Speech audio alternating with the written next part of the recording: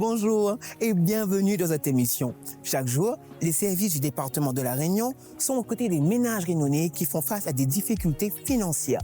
Cet accompagnement de proximité est particulièrement actif dans le domaine de l'habitat. Être bien dans cette case et œuvrer pour l'inclusion sociale, c'est ça le dispositif de Fonds de solidarité pour le logement que nous présentons aujourd'hui.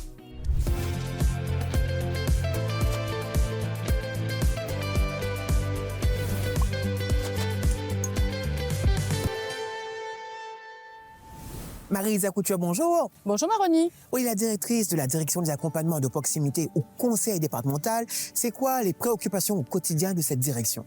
Alors sa direction a été créée cette année et porte 3 gros services. Donc le service accompagnement, accès au maintien de logement, le service de Paris, donc accompagnement également, et le service orientation et intervention sociale.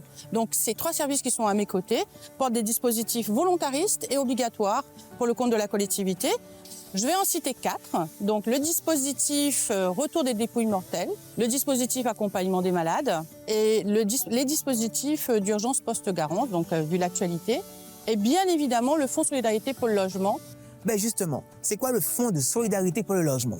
Alors, le Fonds Solidarité pour le logement, c'est un dispositif obligatoire que la collectivité doit mettre en place et qui donc en destination des familles et des personnes en grande fragilité, en difficulté financière, à accéder ou à être maintenu dans son logement. Mais je laisserai Edwige de Rally vous donner beaucoup plus d'informations. Allez, fait le point avec elle. Merci Marie-Lise. Au revoir Maroni.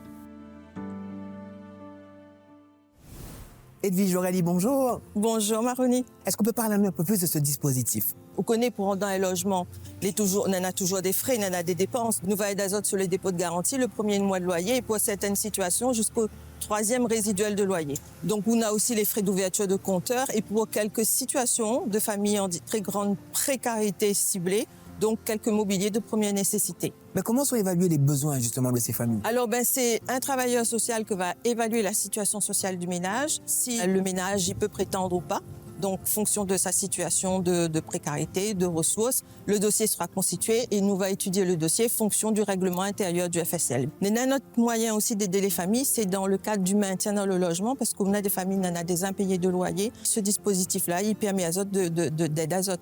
En termes de chiffres, quand on parle finance, ça donne quoi? On est à plus de 3000 aides accordées pour 2024 pour un peu plus d'1 million d'euros. Nous peut accompagner les familles individuellement quand on a de très grandes difficultés.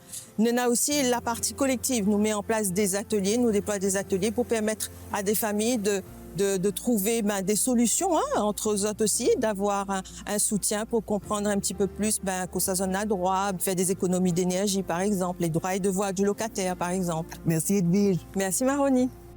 Bonjour Christine. Bonjour. Vous avez d'autres quartiers où vous avez bénéficié de l'aide du conseil départemental pour pouvoir avoir une mutation de logement parce que ma maman était trop grande à partie. Vous êtes content de cette aide-là?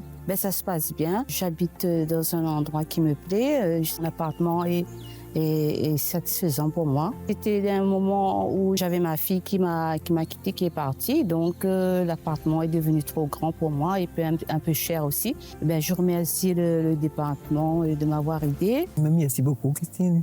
Le secteur de l'immobilier, qu'il s'agisse du parc social ou du parc privé, est extrêmement tendu à La Réunion. Des dizaines de milliers de ménages en attendent une solution, la vétusté de nombreuses habitations, mais aussi l'augmentation du coût de la vie. Tout cela engendre des situations personnelles parfois dramatiques. Pour le département, il est hors de question de rester sans rien faire. C'est pourquoi nous avons mis cette problématique au cœur de notre action. Nous avons créé la direction des proximités renforcées pour pouvoir justement accompagner les familles en difficulté et leur apporter une sécurité, un second souffle. Les aides du Fonds de solidarité pour le logement, entre autres, sont activées avec détermination pour que chaque Réunionnais puisse vivre plus sereinement dans son logement et y rester sans la crainte du lendemain. Un accompagnement de proximité pour que le créole soit bien dans son cadre. C'est ça aussi au département de La Réunion. Et oui, à bientôt pour un nouvel épisode.